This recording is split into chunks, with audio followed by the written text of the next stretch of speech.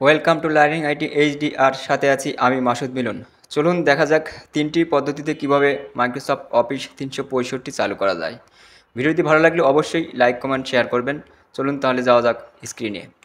তো ফার্স্ট পদ্ধতি হচ্ছে আমরা যে কোনো একটি ব্রাউজার চালু করব এবং অ্যাড্রেস বারে গিয়ে লিখব www.office.com, দেন ইন্টার। এখন দেখেন এখানে ওয়ার্ড, এক্সেল, পাওয়ার পয়েন্ট আমরা যে কোনো প্রোগ্রাম চালু করে আমরা স্বাভাবিক অবস্থায় কাজ করতে পারবো। আমি এটাকে ক্লোজ করছি। দেন আমরা দ্বিতীয় নাম্বার যে পদ্ধতি, সেটার জন্য আমরা প্রথমে মাইক্রোসফটের যে ব্রাউজার মাইক্রোসফট ইডস, এটাকে আমি চালু করব। চালু করার পরে মাইক্রোসফট স্টার্ট, এটার 9 ডট এখানে একটা ক্লিক করতে হবে।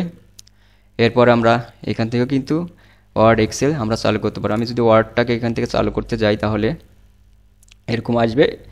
যদি আপনার মাইক্রোসফট অ্যাকাউন্ট না থাকে সেক্ষেত্রে আপনি এখান থেকে সাইন আপ ফর ফ্রি, এখান থেকে একটা অ্যাকাউন্ট করতে পারবেন। আর যদি অলরেডি আপনার অ্যাকাউন্ট থাকে সেক্ষেত্রে already have a account, Microsoft account, এখানে একটা ক্লিক করতে হয়। যেহেতু আমার আছে আমি এখানে ক্লিক করছি।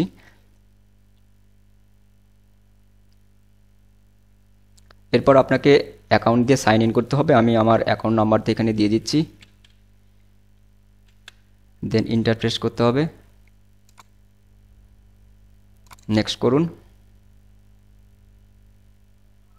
আমি পাসওয়ার্ডটি দিয়ে দিচ্ছি।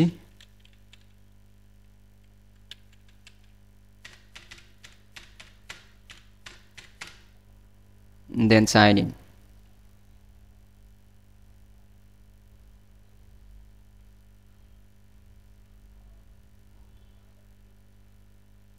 ব্যাস হয়ে গেল।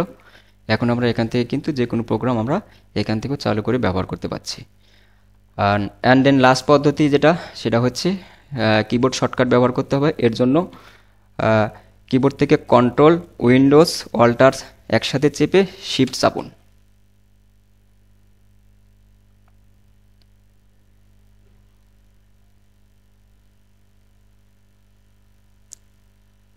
এটাকে ম্যাক্সিমাইজ করুন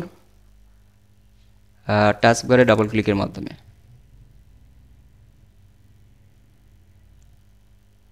ব্যাস হয়ে গেল।